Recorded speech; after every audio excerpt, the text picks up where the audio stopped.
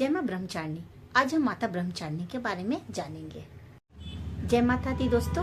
पिछले वीडियो में हम माता शैलपुत्री के बारे में जाने थे।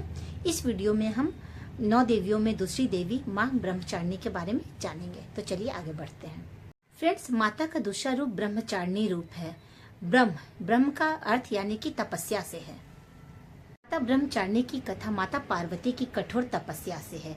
उन्होंने पार्वती के रूप में भगवान शंकर को पति के रूप में पाने के लिए लाखों करोड़ों वर्षों तक कठोर तपस्या की थी। इसीलिए माता ब्रह्मचारिणी को ब्रह्मचारिणी कहा जाता है, अर्थात ब्रह्म का आचरण करने वाली यानी कि तपस्या का आचरण करने वाली, कठोर तप करने वाली देवी। उन्होंने लाखों वर्षों तक सूखे पत्ते खाए, बेलपत्र खाए, लाखों वर्षों तक भूखी भी रही। घमासान बारिश में भी उन्होंने तपस्या किया। कठोर धूप में, कड़ी धूप में भी वो, तपिश गर्मी में भी वो तपस्या करती रही। ओम नमः शिवाय का जाप करती रही और भगवान शंकर के ध्यान में लीन रही। अपने तपस्या के बल पर उन्होंने भगवान शंकर को खुश कर दिया और अंततः उन्होंने भगवान शंकर को अपने पति के रूप में पा ही लिया। माता रानी का यह रूप भक्तों को अनंत फल प्रदान करने वाला है। यह देवी भक्तों के मन को इधर उधर भटकने नहीं देती हैं और उनके मन को एकाग्र करके रखती हैं।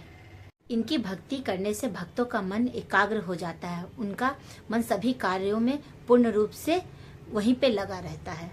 और हाँ दोस्तों, माता रानी का व्याख्यान करने के लिए मेरे पास शब्द ही नहीं मिलते हैं। इसलिए मैं जब भी चाहती हूँ कि माता रानी के बारे में कुछ बोलूँ, सोचती कुछ और हूँ, मगर वो शब्द नहीं आ पाते हैं। इसलिए उस वक्त जो भी माता रानी हमारे मुंह पे जो शब्द आता है, मैं उनका व्याख्यान कर देती हूँ। माता ब्रह्मचारिणी की 2 भुजाएं हैं।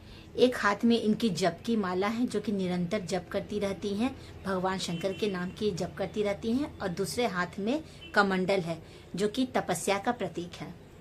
यह देवी नवरात्रि के दूसरे दिनों में पूजी जाती हैं। हम सभी भक्त माता रानी के दूसरे रूप को नवरात्रि के दूसरे दिन में पूजते हैं और उनकी पूजा अर्चना करके हम अपने मन की मनोकामना को पूर्ण करते हैं। माता रानी का यह रूप अनंत ही फल प्रदान करने वाला है। और हाँ भक्तों, सबसे बड़ी बात तो यह है कि जो माता ब्रह्मचारिणी की उपासना करता है, सबसे पहले तो वो अपने मन पर संयम करना सीख जाता है। और जिस दिन हम अपने मन पर संयम करना सीख जाएंगे, हम दुनिया का सारा काम पर विजय प्राप्त कर सकते हैं और हम कभी गलत रास्ते पर नहीं जा सकते।